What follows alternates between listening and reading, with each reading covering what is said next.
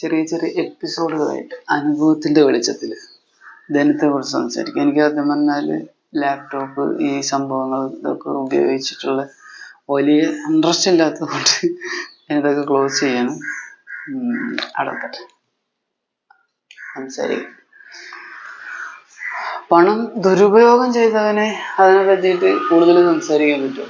പണം സദുപയോഗം ചെയ്തവന് അതിനെ പറ്റിയിട്ട് കൂടുതൽ സംസാരിക്കേണ്ടത്. പണം സദുപയോഗം ചെയ്തു കഴിഞ്ഞാൽ ധനം, ഇപ്പോൾ നമ്മുടെ കയ്യിലുള്ള ചില്ലറ പൈസകൾ, ഓരോ രൂപ നാണയത്തൊട്ടുകളും ഇത് നല്ല കാര്യത്തിന് വേണ്ടി ഉപയോഗിച്ചു കഴിഞ്ഞാൽ ഇതിൻ്റെ ഫലം, ആന്തരിക ഫലം എന്നറിയില്ല, ആത്മീയ ഫലം, ഭൗതിക ഫലം, ഇത് രണ്ട് ഫലങ്ങളും ഇതിൽ ലഭിക്കുന്നുണ്ട്. ഈ രണ്ട് ഫലങ്ങളും നമുക്ക് അതുപോലെ തിരിച്ചു ലഭിക്കും.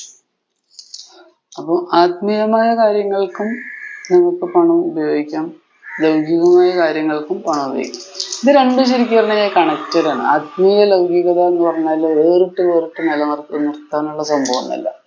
പക്ഷെ അത് ആത്മീയത എന്ന് പറയുമ്പോൾ, ധനപരമായിട്ട് നോക്കുമ്പോഴുള്ള ആത്മീയത എന്ന് പറയുമ്പോൾ ആശീർവാദം, നന്ദി, ഇതൊക്കെ തന്നെയാണ്.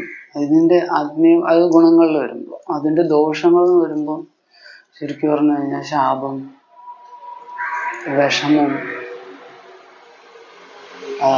സങ്കടം, അതുപോലെ അങ്ങനെയുള്ള കുറേ നെഗറ്റീവ് സംഭവങ്ങളും ഇതേ ധനം കൊണ്ട് മാത്രമല്ല അനവധി വിഷയങ്ങളുണ്ട്. ആ അനവധി വിഷയം ഞാൻ ചെയ്യുന്ന ഒരു വിഷയം ഒന്നിനും കണക്റ്റഡ് അല്ലാത്തതില്ല.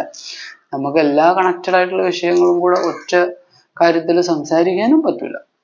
പക്ഷെ കണക്റ്റഡ് ആയിട്ടുള്ള വിഷയങ്ങളിൽ ഈ പറഞ്ഞ ധനത്തിലേക്ക് വരുമ്പോൾ ചില്ലറ പൈസ, ഒരു രൂപയിൽ എത്ര പൈസ ഉണ്ടെന്ന് ചോദിച്ചു കഴിഞ്ഞാൽ 100 പൈസ ഒരു രൂപയായിട്ട് പഠിച്ചു വെച്ചിരുന്നൊരു കാലമുണ്ട്. 10 പൈസ, 20 പൈസ, 50 പൈസ, 100 പൈസ, അതാണ് ഒരു രൂപ. അങ്ങനെ നോക്കുമ്പോൾ 10 രൂപയിൽ എത്ര പൈസ, 20 രൂപയിൽ എത്ര പൈസ, ഇത് പഠിച്ചിരുന്നൊരു കാലം ഉണ്ടായിരുന്നു. പണ്ട് നമുക്കത് പണത്തെ പൈസയായിട്ട് ഉപയോഗിച്ചിരുന്നൊരു കാലമുണ്ട്. അതിൻ്റെ മുന്നേ അണകളായിട്ട് ഉപയോഗിച്ചിരുന്നൊരു കാലഘട്ടമുണ്ട്. കാലാണ്, മുക്കാലാണ്, അങ്ങനെയുള്ള ഇതുണ്ടായിരുന്നു. അതൊക്കെ ഒരു കാലഘട്ടം. ഇന്ന് നമ്മൾ പണത്തെ 1 രൂപയുടെ മേലേക്ക് ഉപയോഗിക്കാവുന്ന രീതിയിലാണ് ഇന്ന് ഫുൾ സെറ്റ് ചെയ്തിട്ടുള്ളത്. 1 രൂപ എന്ന് പറഞ്ഞാൽ 50 പൈസയായിട്ടും 10 പൈസയായിട്ടൊക്കെ വിനിമയങ്ങൾ നടക്കുന്നുണ്ടെങ്കിലും കൂടുതലും നമുക്കിപ്പോൾ ഗൂഗിൾ പേ ആണല്ലോ ഇപ്പോൾ കുറച്ച് ഇതായിട്ട് ലേറ്റസ്റ്റ് ആയിട്ട് നിൽക്കുന്നത്. ഗൂഗിൾ പേ, ഫോൺ പേ, ഇതിലൊക്കെ നമുക്ക് 1 രൂപയുടെ മേലേക്കുള്ള ട്രാൻസാക്ഷൻസ് ആണ് നടക്കാൻ സാധിക്കുന്നത്.